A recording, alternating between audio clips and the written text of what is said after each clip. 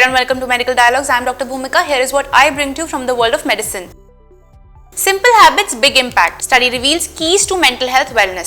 Simple everyday behaviors such as chatting with friends, spending time outdoors, and engaging in mentally stimulating activities can significantly enhance mental health, according to new research published in the British Journal of SSM, Mental Health. The study surveyed over 600 adults and found that regular participation in low-cost, accessible activities was strongly associated with improved mental well-being. According to the findings, individuals who engaged in daily conversations with others scored 10 points higher on a standard mental well-being scale than those who rarely interacted socially. Daily exposure to nature was associated with a 5-point increase. Other activities such as regular social catch-ups, physical activities, spiritual practice, and acts of kindness also contributed to higher levels of mental wellness. The research assessed 15 behaviors and found a consistent correlation between frequency of participation and improved mental well-being. Public awareness of the mental health campaign that promoted these behaviors was notably high, with 86% of participants recognizing it. Nearly all agree that mental health deserves the same prioritization as physical health. These aren't expensive programs or clinical interventions.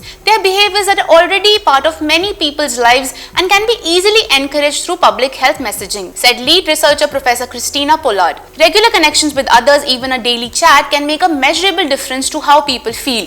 Similarly, spending time outdoors or doing something that requires thinking and concentrating, like doing crosswords, reading, or learning a new language, provides an important mental reset. This research confirms that when people are supported and encouraged to engage in mentally healthy behaviors, the benefits can be felt across the community. Professor Pollard stated, "It's about prevention, not just treatment, helping people stay mentally well before they reach crisis point." The findings reinforce the importance of sustained community-level investment in preventive mental health strategies that move beyond awareness to practical engagement.